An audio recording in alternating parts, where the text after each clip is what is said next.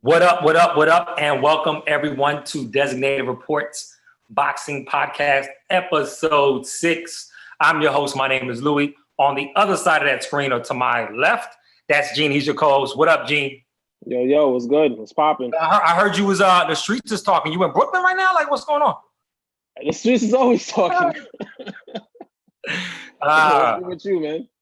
Ain't nothing, man. Ain't nothing. So obviously, Teofimo Lopez is from Brooklyn, so we're going to get into that. But before we get into the fights and stuff like that, we held an event last Saturday. I think it was October 10th, right? Yes, October 10th. We named it Boxing Night Out. Great first event. We had 4 people who have some expertise in boxing, a guy who had a huge amateur career, a CSCS strength and conditioning coach who has boxing experience, as well as a former number one junior middleweight and a boxing forum host, which they all picked against your boy from Brooklyn, Teofimo Lopez. They all end up picking Lomachenko. All broke down it differently. What did you think about the event that we had, and what you like about it?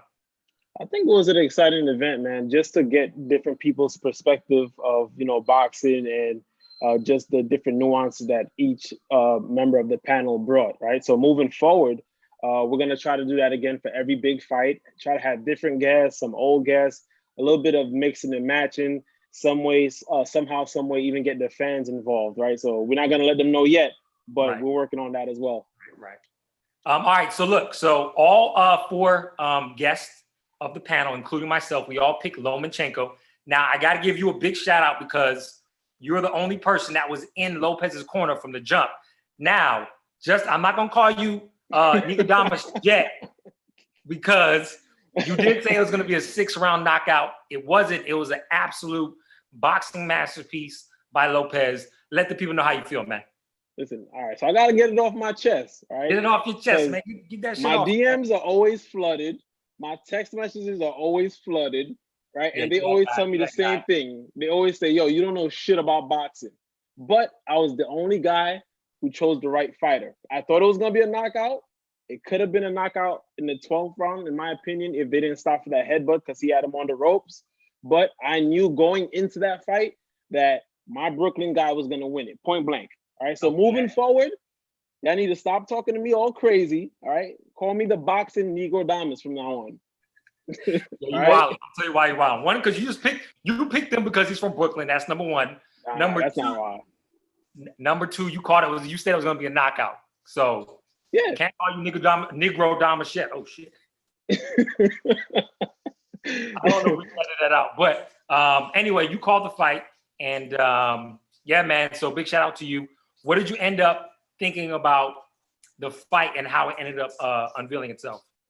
Well, to me, it was a tale of 2 fights, right? It was first half, Lopez came out and he was dominating. He was moving. He was definitely throwing the jab that no one thought that he was going to do, right? And then it turned into a second half fight where Loma got more involved. He clearly won a few rounds. And then to me, the 12th round was just Lopez all over him, which sealed the victory. There's been a lot of, going back and forth on some of the judges' scorecards, a little bit of controversy there. But I think from beginning to end, whether you watched it live or you watched the replay, this kid Lopez clearly won, right? And I know that saying to be the champ, you got to beat the champ, but he convincingly beat him. Yeah.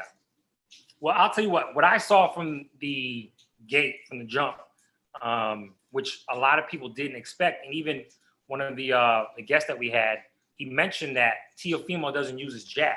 Mm-hmm. And right away, that boy was on the stick. Pop, pop, pop. He used his jab. He really controlled the fight in the distance, especially those first 5 rounds. And that's really if you win 5 rounds, 6 rounds, you have to dominate the next half of the fight. And even if Lomachenko did win 5 out of those 7 rounds left, you still have to take Teofimo up 7-5. So why do you think? Do you think it was his corner, Loma's corner, just telling him, "Hey, just wait to the second half of the fight," or was it like, okay, the second and third round, I kind of know that I don't have it against this kid? I think that the fighter that Lomachenko prepped for, that's not the guy that showed up. They prepped for the guy who was going to throw big looping explosive punches from the outside, over committing to get those shots off, and Teofimo didn't show him that. So Lomachenko kept to his game plan, but he just planned for the wrong fight in the sense that nobody has seen Teofimo box his ass off like this, and we didn't know he could do it until he showed us. So at that point, you got to make adjustments. He tried to make adjustments a little bit too late. I also think he's a smaller dude, right? So you're going to feel that power, that explosiveness very much differently than when you're watching him, like, okay, I can handle that. When you get in the ring with somebody, he's bigger than you, he's longer than you, he's faster than you, he's more powerful than you, you're going to stay away. So ultimately, that's what happened. I've heard a crazy comparison. They've been comparing Lopez to one of your favorite fighters. And I don't know where they see this comparison. Maybe you know better than me, but they've been comparing him to Roy Jones Jr. Ooh, where do you see that parallel? I'm going to tell you why. I'm going to tell you why, right? Because, and it's actually a really good comparison, because Roy Jones had the most athleticism that you've probably ever seen. And his ring intelligence is, his IQ was up there as well. But he never dominated fights with jabs. He always used the jab to set up lead crosses, lead hooks, lead uppercuts. So Teofimo, before this fight, he would always just throw those punches. So when you've seen those spectacular knockouts, you'd be like, how is this dude hitting this guy with a lead left hook from 2 feet away? Yeah. And Roy Jones would do the same thing. So I do see the similarities in explosiveness and the type of punches that he throws. The only thing is, if Lopez can come out and drop a fire album, then I'll agree. Oh, you're talking about a rap album? Nah, listen, yo. If he can spit some bars like Jones, I'll agree to that. Urban sports or urban athletes have always wanted to be rappers, and rappers always wanted to be ballers. That's fact. There's only been like 2 dudes who ever successfully did it. And I'm going to say right now, I think, what's this dude's name? From Lillard? Portland Trailblazers? Damian Lillard? Yeah. Yeah, he might be the best at it right now, where you can actually respect his rap game. Anyway, let's come back to boxing. Teofimo, bro, don't start rapping, dog. Don't do it. All right, so now, so we know that Teofimo dominated the fight. There was no rematch clause. There was 4 belts that were up, which was a bit of surprise. So that tells me 2 things. 1, nobody thought Lopez was going to win, especially on management. And 2, even Andre Ward was talking reckless with his scores because he had it a draw. So nobody expected Teofimo Lopez to win. He is now boxing platinum gold. He is the star in boxing right now. What do you see next for him? From everything I've been reading, the only way is to move up. They're saying 140, right? So Loma supposedly was to jump right back down to 130, but now if Lopez is moving up, he might stay at that 135. But as soon as he won that fight, instantly on Twitter, Devin Haney was calling him out. Tank made a few. Ryan Garcia already had his tweet ready to go and fire up. And I'm like, listen, aren't you training for Luke Campbell? Worry about that guy first. Worry about him. Because he can beat you. He can give you that first L. Who, me? No, I'm saying like. I was like, I'm not Ryan Garcia out. but everyone's chomping at the bit. So I'm happy that he's not going to do a rematch, because there's no point in doing that rematch. No one thought you were going to win. So move on, move up to a higher weight class. So I agree with you there, but I do think there is a couple of fights that are worth the bag, so to speak, at 135.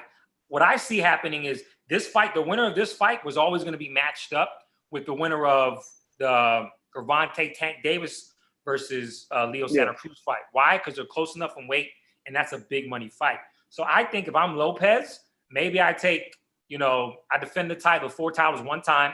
I give that that Tank fight, because we both think Tank's gonna win. We give it time to kind of like, marinate, let people like smell the aroma of it and get excited about it. And then I think that's a huge fight at 135. And then from there, go ahead and go up to 140. Maybe all those other fighters, they just need to take care of business. Right? Haney versus Gamboa, Tank versus Leo Santa Cruz. And we all have them winning those fights anyway, but you never know. A lot of people didn't expect Lopez to win. So just take care of business, and 2021 is going to be on fire. Yeah, so 100%. Now, leading into some more boxing news, we heard recently, or the night of that big fight with Teofimo Lopez and Vasyl Lomachenko, Terrence Crawford announced his next fight with Kell Brooks. We don't have all the details in terms of where it's at, but you have the date, I believe, right? Yeah, it's November 14th. That's November 14th. actually that's two. Is there another fight? I think there's another big fight that night as well. We'll double check and get back to that. Right. You know what? It's like a double header, I think, type situation or something like that. It might be Dylan White. Fight? We'll double check, but I know there's another big fight. We'll double check. Okay, so who you like in that fight and why with Crawford and Brooks? Listen, we all know it's Crawford. People especially online, they were kind of upset, like, why are you fighting Brooks? But let's use some common sense. Every big fighter has a fight scheduled already. So who else is he supposed to fight? All right, Brooks is no slouch. He only has 2 L's. Pacquiao fight. I think he was waiting around to see if Pacquiao was going to fight. Well, I'm hearing Mikey Garcia has dibs on Pacquiao if he doesn't fight Conor McGregor. Really? Yeah. Mikey Garcia in an interview said that he's fighting Pacquiao next, not Conor McGregor. Right? So all the big fighters already have fights set up. Who else was he going to fight? Kell Brooks isn't a bum. He only has 2 losses, right? And then another thing, what we have to understand when it comes to Terrence Crawford, he's with Top Rank. For some reason, I've been reading Top Rank and PBC have some type of beef, and the fights that he's supposed to be getting, he's not really getting right now. So that's Al Heyman. Yeah, you know. PBC is Al Heyman, so that's his group of fighters, and then I believe Top Rank is ESPN. So if you're CEO of your company, right? You know, your fighters are basically your employees. You're going to want to kind of milk your cash cows and build them up.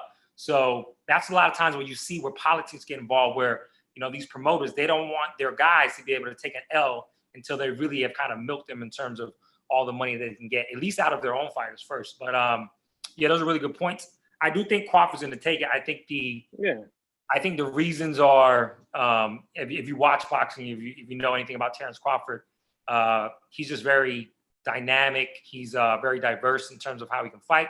But also, I think that the blueprint is out on how to beat Kell Brooks, because he does have a couple losses. Okay, so that was one fight. Now, I think which is even bigger news is that we heard that Deontay Wilder, the Bronx Bomber, not only did he fire his man's Mark Breland, but he also didn't sign his clause to take that Fury trilogy.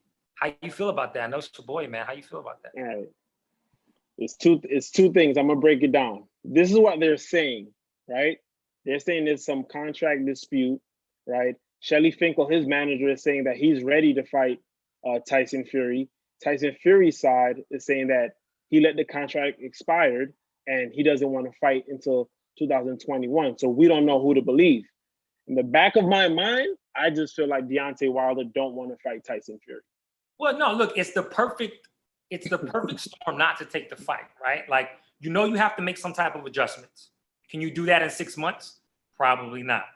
You're already going to take less money because you lost the fight in the cost. All the 6 months. They fought in February. The fight was scheduled for December.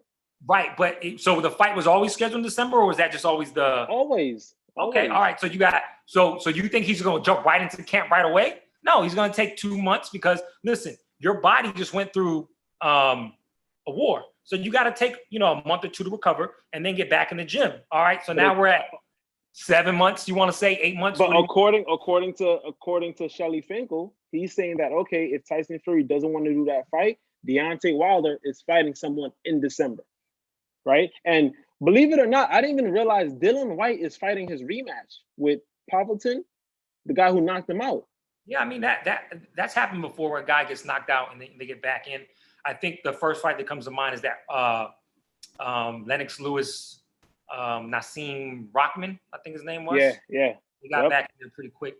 But look, going back to Wilder, if I'm him, if I want to extend my career, because look, if you lose to Fury one more time, he's done. Here's why he's done, right? Because who else is going to want to fight him when you know you can't gain anything from fighting him, right? So at least right now, he still has a bit of a reputation. He was a champion. So if you look at some matchups like Andy Ruiz, that's a huge fight. He goes in there, he works some things out. Maybe he takes another fight. Go ahead and let Fury and Joshua figure those two out. And then he's going to be the last man standing in terms of what opponent do I have next if I'm Fury or I'm Joshua. So if he wants to career another 3 to 5 years, I think this is the right move. So if they don't fight now, right? Remember, AJ and Fury have a 2-fight minimum, correct? Let's say Tyson Fury wins those 2 fights. Who's to say that he's going to want to fight Deontay Wilder? He could just say retiring, like, but the that's AJ what I'm fight's saying. still there. He's retiring. Because look, if I'm AJ, no, Fury's retiring. If I'm AJ, right, I'm not gonna retire on 2 L's. I mean, unless I make like 600 milli. Listen, Tyson Fury and AJ, that fight is still in the cards. But I'm saying if Tyson Fury doesn't fight Wilder the end of the year, he goes on to fight one more fight and then 2 fights with AJ.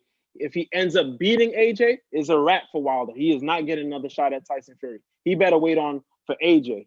Yeah, but that's not what I'm saying, right? So look, once that happens and Fury walks away and leaves, the guy that's still standing that people are going to say is the #1 heavyweight is Deontay Wilder. Why? Because his only L's are to who? An all-time great in Tyson Fury, right? So if Joshua wants to walk away after getting the bags, cool. But if he wants to stay, there's one guy he's going to have to fight. That's Deontay Wilder. So what I'm saying, in the long term, Deontay could come out on top of all this by making a move of not taking his 3rd fight. So I think as a fight fan, do I want to see it? I do. But from a standpoint of business, it's the right move.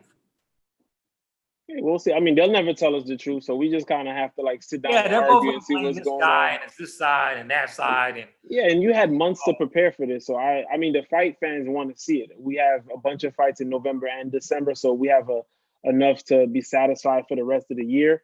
But that was maybe the top 3 most anticipated fights or rematches left in the bottom of the year. So it kind of sucks that it broke down, but you never know, because Lopez and Lomachenko broke down until they went back in the room and figured it out. Yeah. I mean, look, at the end of the day, if Wilder really wanted to be in that ring, he would have signed that clause, man. Facts. At the end of the day. So, because it was there for a number of months. And he said he wanted to take the fight. So the fact they didn't sign on the dotted line, that tells you everything that you need to know. So before we close this episode out, is there any fights outside of the Davis fight, because we just covered that you're excited about, that you want to give the audience a heads up that don't forget about that fight?